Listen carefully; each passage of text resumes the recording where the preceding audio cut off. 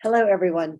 Today we're going to talk about the 20th century continuing story. Last time we talked about the Russian Revolution and how that was very tied up in World War I and the cost of that war leading to revolutions, which then led to the creation of the Soviet Union. We'll review in a second. And then today we're going to talk about fascism, the theory of fascism, what is fascism, which I think is one of the most problematic theories of all the isms that we talk about this semester. It's offshoot Nazism and in theory, and then of course a little bit on the practice as we set ourselves up for a World War II conversation. Let me first share my screen so that you can follow along with the PowerPoint. Make that bigger. So last class we talked about Russia in the 20th century. Again, the heavy burden of war, the cost, the psychological cost that we saw exemplified in the poems, but also, of course, the economic and military cost of funding a war that was really just beyond their capabilities year after year. And so we have revolutions, the first in February of 1917, when workers are striking. They don't want to have to work so hard for the war effort, and the Tsar is brought down by the troops' refusal to follow his orders. And so now absolutism is over. The Tsar and his family resign, and Russia turns to a provisional government. Provisional, as we said, meaning temporary. What kind of system do we have? They want to create a Western Republic, something along the lines of what is common in Europe. They're sort of dilly-dallying over the details when the war is still going on. People are still frustrated. And meanwhile, the communists are plotting for a military takeover, a military coup, spelled C-O-U-P, a French word. And so in October, Lenin and Trotsky and Stalin have orchestrated for a takeover, as we mentioned, of some government buildings. That doesn't fully seem like they're going to convince everybody, and so they end up in a civil war through 1921. And the ideas that Lenin is selling, remember, are peace, land, and bread. The idea that we should end the war and have a more fair distribution of land and hunger should be ceased with getting out of the war. And also this idea of all power to the Soviets, that workers will take over. We see that exemplified in this propaganda poster. We spent a lot of time looking at propaganda posters last class. Proletarians, workers of all countries unite, the soldier, the farmer, and the worker. And so these are messages that really resonate with a lot of people in Russia, but not everybody. And so we have the civil war of the Reds versus the Whites. In the end, Lenin, shown here, does end up victorious, and he takes over and creates the Soviet Union. As we mentioned, he gets sick, has a stroke, and dies of natural causes in 1924. There's a power struggle, but Stalin ends up emerging the leader. And so as we head into World War II, we're dealing with Stalin, who very much wants to remind us of his ties to Lenin. And in this poster, Stalin evoking Lenin, Marx, and Engels, so kind of tying himself back to these founders of communism as Russia heads into World War II. Stalin is a very problematic figure, as we talked about, with the incredible atrocities he commits in the 1930s, killing upwards of 24 million of his own people. And then we'll see as we go next week to what's going to happen with Russia in World War II. This year, 1917, like I mentioned, is really significant. It's the year the Americans come into the war. It's the year that the revolutions in Russia kind of change its fate. And then by 1918, the Central Powers, which is Ottoman Empire, Austria-Hungary, and Germany, are out. There's another revolution in Germany, forcing the ruler there out, the Kaiser out. And they create a new government called the Weimar Republic. It's spelled with a W, but pronounced with a V. And so we look at a map of post-war Europe. At the end in 1918, 1919, as the peace settlement, we see a really different place geopolitically. So we have a Russia gone. Now we have a Soviet Union. Ottoman Empire gone. Now we have a Turkey and some of the other places you can see the capital red letters are the new countries. All these countries in the middle that used to belong to the Austrian Empire, Habsburg Empire, or to the Russian Empire have now gotten their independence. I don't think we talked much about this before. Part of this is a struggle on the Americans' part. Woodrow Wilson, the president, has this idea of self-determination, that each state should be able to determine for themselves what they want, who they want to be. The trick is, of course, it doesn't apply to everybody. But anyway, this is how Europe is looking at the end of World War I. And this is important because as we head towards World War II, a lot of these boundaries are going to shift again. And so in the wake of World War I, this is really important when we want to think about fascism. Both Mussolini and Hitler are World War I veterans. And I think a historical consensus is that fascism is not inevitable. You could go through World War I and not be a fascist, or not have fascism invented, or not have it be popular. But you can't really imagine fascism without World War I. It was sort of a necessary but insufficient. World War I is a necessary but insufficient contributor to creating fascism. I want to talk first about what fascism is. I think, like I said before, it's really difficult. I don't think we're going to get exactly right, but I've always said for years, I started studying Italian fascism in high school, actually. My goal as a teacher is to explain what fascism is, have you understand why it was attractive at this historical moment, and then not to be fascist. I have a very anti-fascist lifelong bent, having spent a lot of time studying Italian fascism. Fascism is invented in Italy by Benito Mussolini, and you read in perusal, or you should read, you will read the Mussolini excerpt from the Italian Encyclopedia. He's credited there, but he didn't really write it, but whatever, close enough, right? So what do they stand for? What do fascists want? You can see that there. And for Germany, you have in the same perusal unit selections from his book, Mein Kampf, My Struggle, Adolf Hitler, 1925. So drawing on those two, and then also some more propaganda posters, thinking about how to use different sources. We're going to try to get at kind of what does this word fascism mean? It's confusing, and a lot of times I think you'll notice fascism is often popular more for what it's against than what it's for. It really is kind of targeting itself in its historical moment. Mussolini, as you saw in the reading, or we'll see, very clearly states that he's against democracy and against 19th century liberalism, this whole struggle of more liberties, this French Revolution, American Revolutionary Project. Why? Why is that? Look, when you do the reading, what are his complaints? I think partly he's concerned it's too slow, it's too messy, and partly he's concerned that it's a sham, which I think he's wrong about. They're also really opposed to Marxism and communism.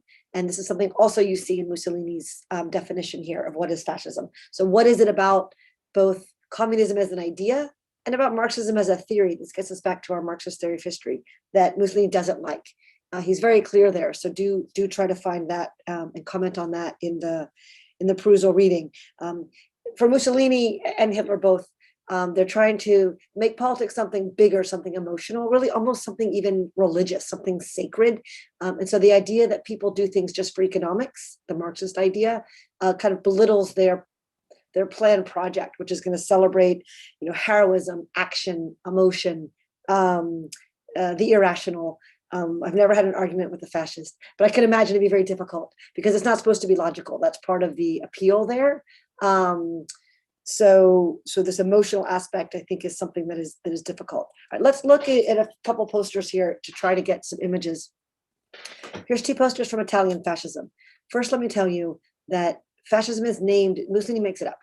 It's named for this here bundle of rods or sticks tied together, called a fasces or fasces, and you'll see them everywhere. Once you start looking, you'll see them. They're on underneath Abraham Lincoln's arms in the Lincoln Memorial. They're in Congress, not because people are fascist, but because they're an ancient Roman symbol of power and unity and strength.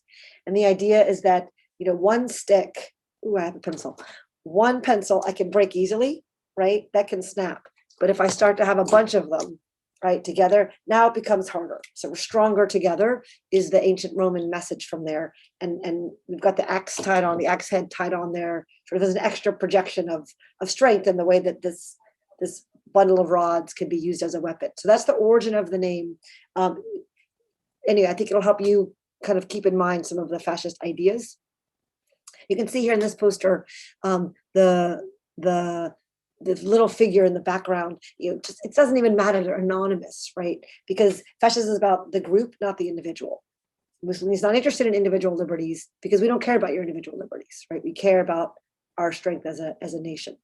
The other poster here is Mussolini's followers wearing black shirts. That's what they were called. And Mussolini came to prominence in the early 1920s when there was a fear of communism spreading across Italy, and these workers would go on strike.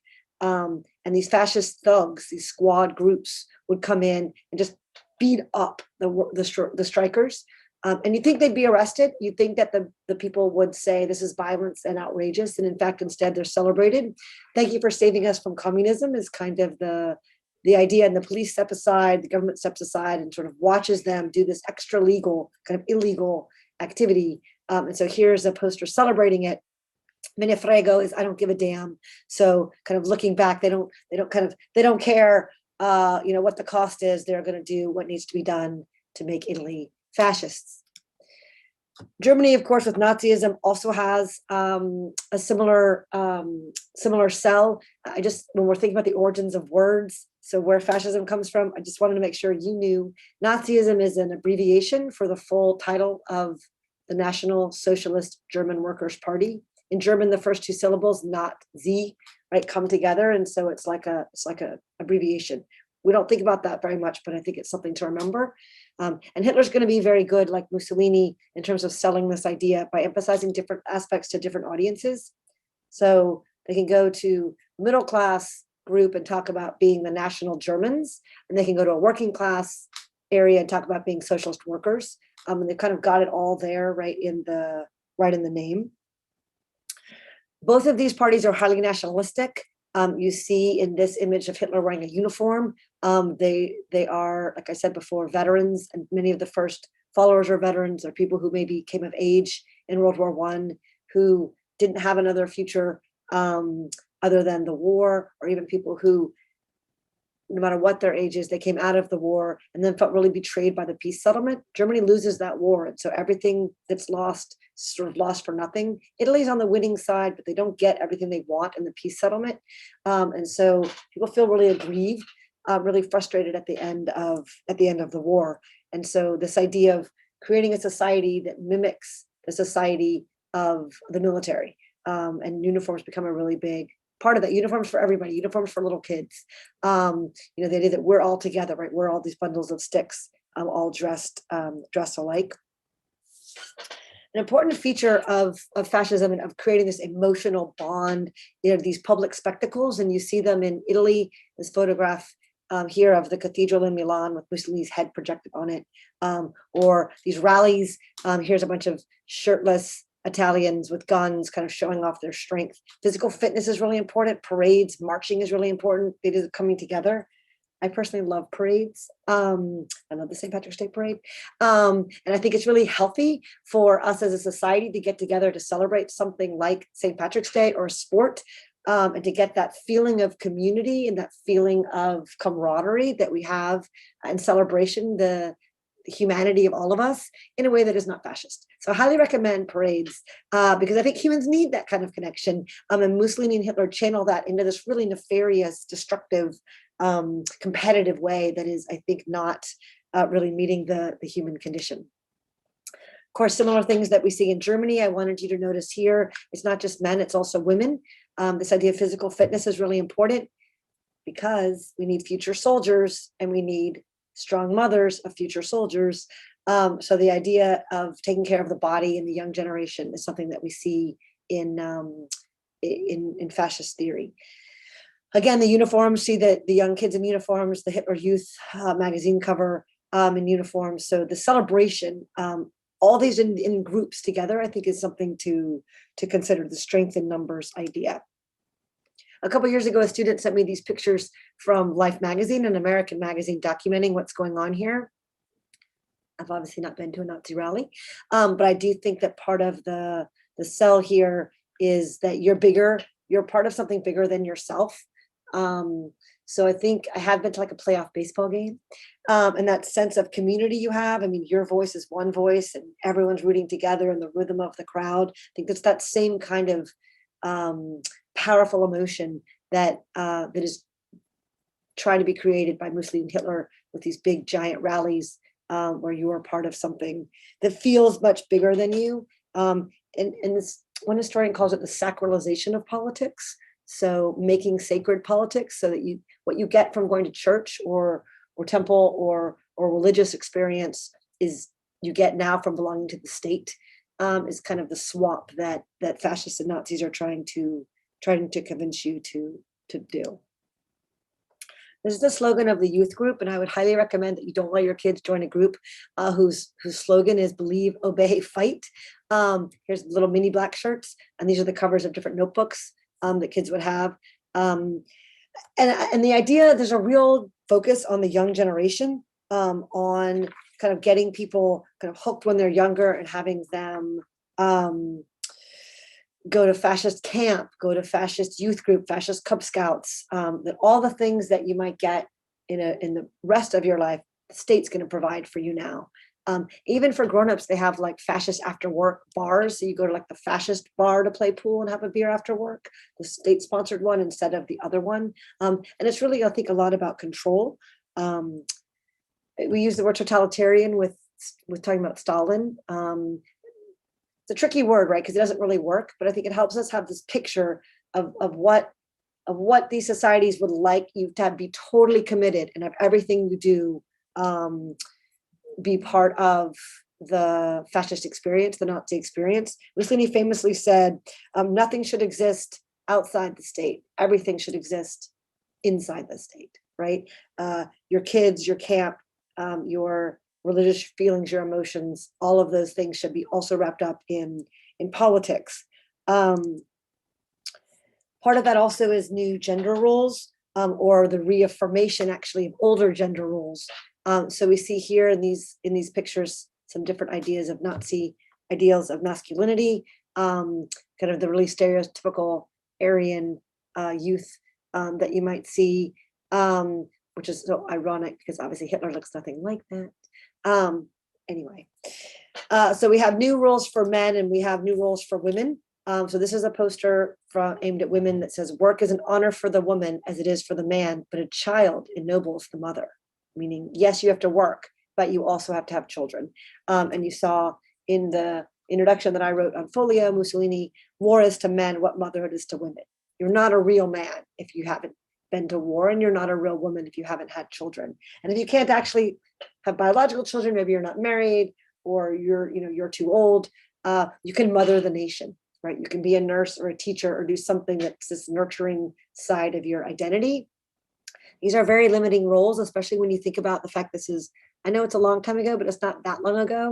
When you think about all the women in the Nina MacDonald poem who went to work and did new things, and a place like Fascism is telling them that's not where you're needed back at home. But it is still telling them you're valuable. So the messages that women got during World War I were that the state needs you, the government needs you. You have to help us win this war.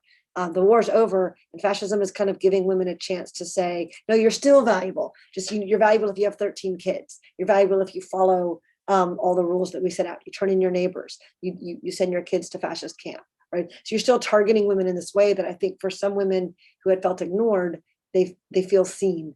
I think that's problematic, but I think it's true. So a picture of just traditional gender roles. There's a lot of celebrations of like peasant style women, the farmers, the women out in the fields, the women who nurse. I mean, not the women who are busy with politics, not the flapper girl women with lipstick and short dresses and short hair, dancing and smoking all night with lipstick. Not them. Those are not the ideals. When you're doing your perusal reading, look at Hannah Schmidt. She writes. She gives a speech in 1937 about this dichotomy here about what this means for mothers and motherhood, the way that the Nazis set up these very traditional gender roles. Hitler Youth, I guess we already mentioned the Italian youth, but another view here so you can get a sense for what's at stake here. Let me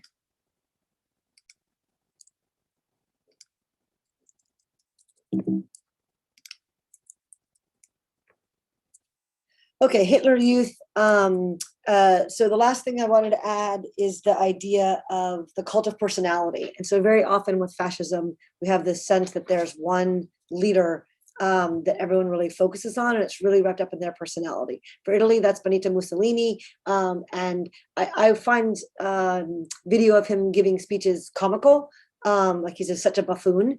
But at the time, people felt like he was a really articulate, eloquent, charismatic speaker. So here's some stills from a video. And this is a poster. Benito Mussolini, really loves children, and the children of Italy really love the Duce. He's called the leader. It's from the Latin dux. Long live the Duce, viva il Duce. Salute to the Duce. And the salute that you might think of as a Hitler salute is actually a Roman salute borrowed by Mussolini. Again, part of this reverence for the good old days. For Italy, that is ancient Rome and Renaissance era Italy, when Italy was really powerful.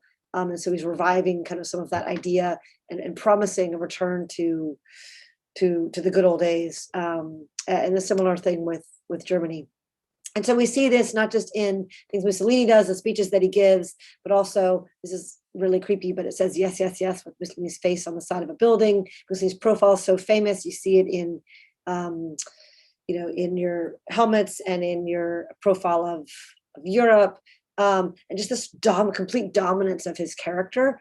The same thing, of course, with Hitler. This seems like a campaign ad that nobody would approve today, but this is Hitler running for office in 1932. He's not in power till 33. And this is sort of a sympathetic view of Hitler. He's sowing the seeds of peace, not dragon's teeth. But this idea that Hitler is Germany, Mussolini is Hitler, is, I think, a really important part of that. And we see it in other places as well. One thing I haven't said yet that I do want to mention is that, just like we said, socialism is the kind of the broader category that attracts a lot of working class people that want better conditions in the 19th century, and communism is a specific kind. We have the same idea that fascism is an idea, and then we can look in particular at German Nazism, maybe even to some degree Italian fascism. You could have this big umbrella and then have these subsets underneath it. Let's think about fascism in practice, and then we'll get to the book burning reading that you guys need to do as well. So let's consider the historical context, right? The 1920s are unstable times economically for Europe. America in the 1920s is like the Jazz Age. F. Scott Fitzgerald, The Great Gatsby, things are one big party.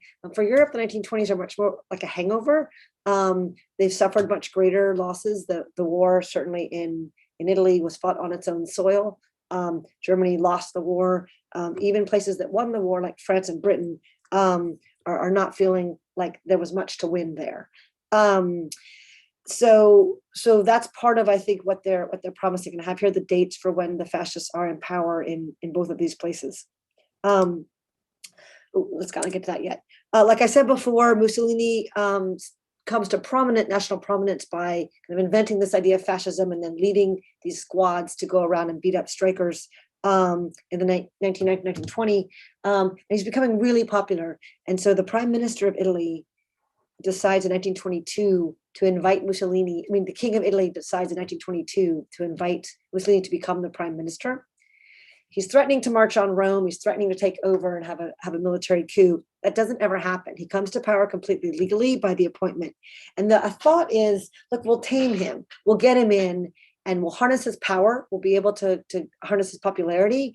And then he'll start behaving. Then he won't act so outrageously with this violence and these crazy ideas, right? We'll bring him in and make him more mainstream. But instead, of course, he swiftly consolidates power and starts ruling via terror. He invades Ethiopia in 1935. You can only talk about getting guys in uniforms and fighting wars for so long before you have to actually fight one. And remember the Ethiopia, that had been a really, for the Italians, humiliating defeat at the Battle of Adwa in 1896. The Italians had invaded Libya already in 1911, but Mussolini's doing this sort of celebrating his cult of personality. In Germany, we start to see, I wish I had a picture of my pictures are just of the axis. In Germany, we have the Nazi Party platform, which I want you to look at carefully in the Mein Kampf reading. So that's not the platform yet. That's Hitler's ideas for what he wants to be. And there's other documents where he kind of lays it out. But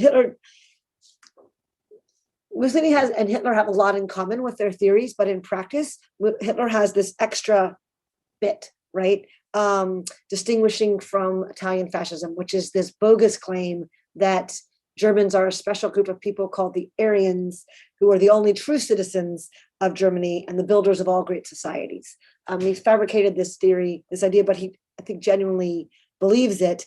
And like Mussolini, Hitler's anti-democratic, and really turns on racial purity And the group that he's most angry with is Jewish people, and the anti-Semitism.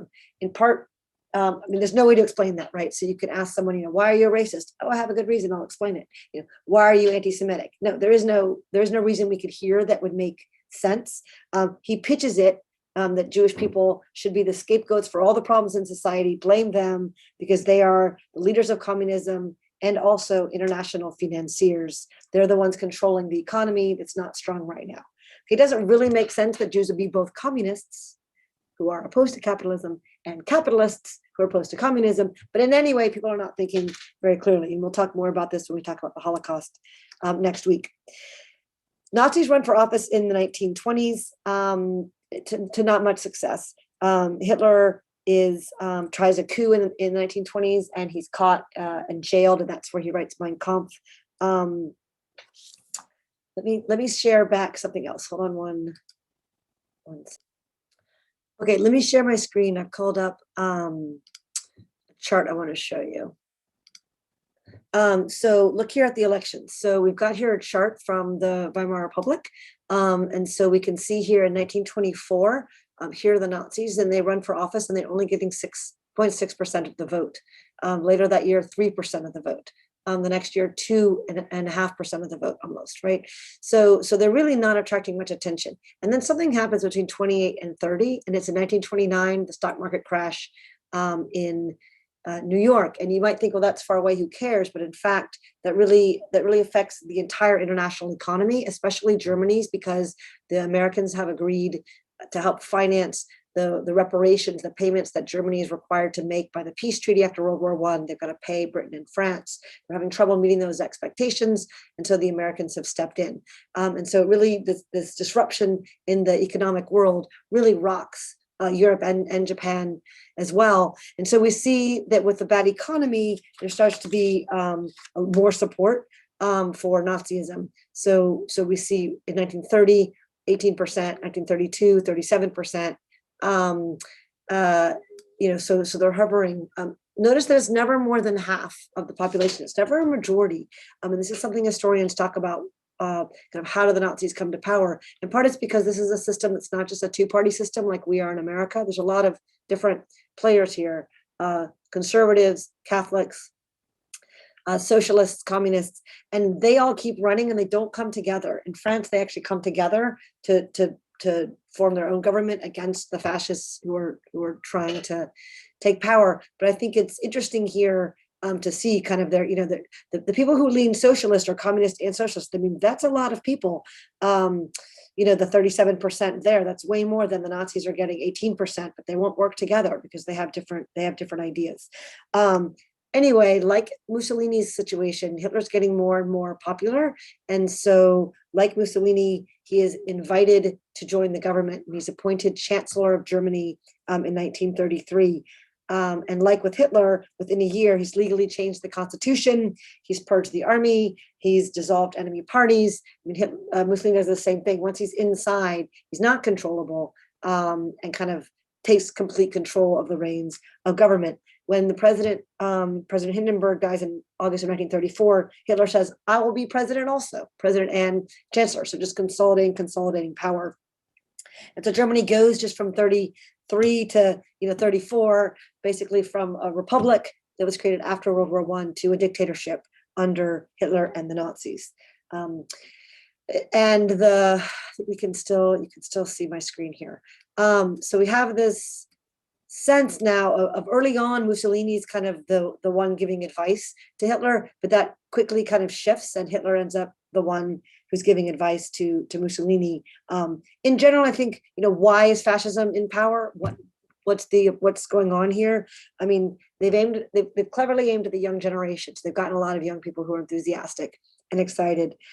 This new style of politics makes people feel part of something bigger than themselves, something important, and people like to feel important. So there's a psychological attraction there. Normal democracy is not functioning properly, either in Italy or in the new Weimar Republic in Germany. And so that makes people disillusioned. They don't feel like democracy is worth saving. The opposition is not united, like I just mentioned.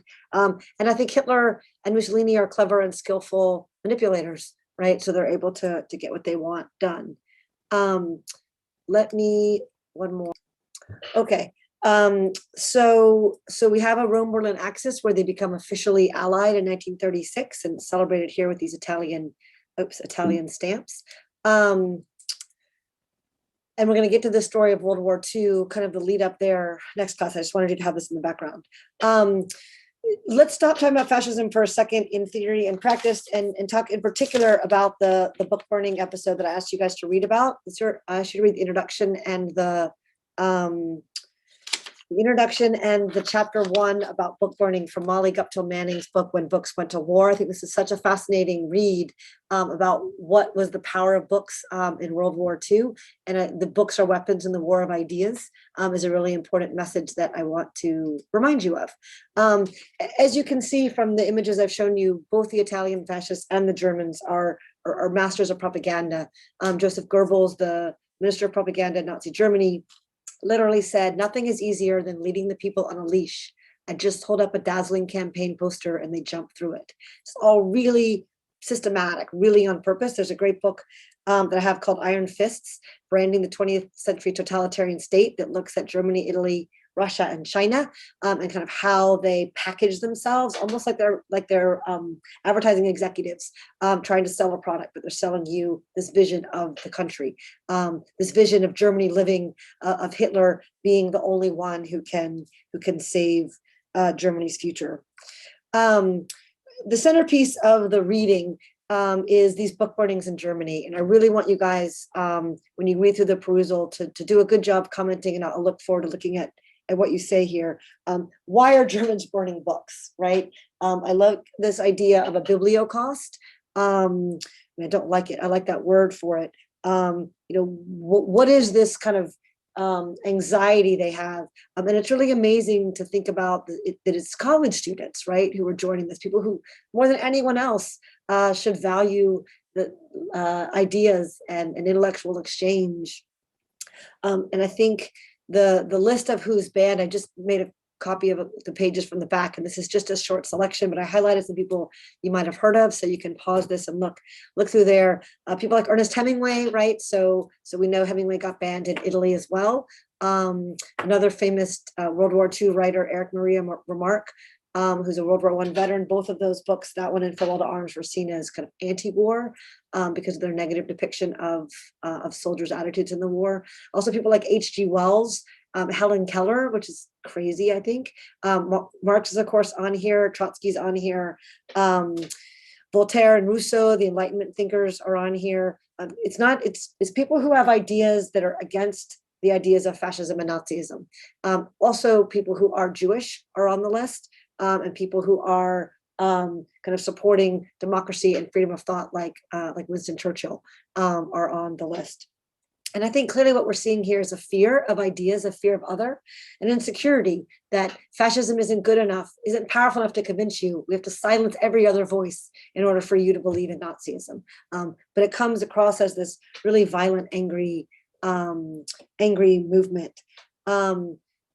There is Heinrich Heine is a German writer, and in his play, he has a line where they have burned books, they will end in burning human beings. And I've not been to Berlin, but these photos of the marker from where they actually had these big book burnings. Now you can look down and you see a simulated shelf, as if all these books were still on the shelf. And so sort of like an underground library, an invisible library reminder of what had turned to ash on this plates. And we know, of course, that they do end up in burning people, right? They do end up turning people into ash. And if you want to silence these voices and say, nobody can listen to Ernest Hemingway, nobody can listen to Sigmund Freud, Albert Einstein, you're going to end up saying nobody can exist who is outside of our idea of what is acceptable. I think books can be a really good cure for that. There's a great speech that Franklin Roosevelt, president, gave in response to these book burnings. Books cannot be killed by fire. People die, but books never die. No man and no force can put thought in a concentration camp forever. No man and no force can take from the world the books that embody man's eternal fight against tyranny. In this war, we know books are weapons. And that's a really powerful American response. So Nazis are burning books. What do? We're gonna print more books. We're gonna get books in every soldier's pockets. We're gonna have book drives. This is one from the Armstrong campus from the 1940s for the Victory Book Drive. Bring your books. We're going to send them abroad. We're going to send all of our knowledge and share to show kind of what we're committed to as anti-fascists. The poster here on the left, I just wanted to show you. I have one in my office. Can't see it. It's in the back there.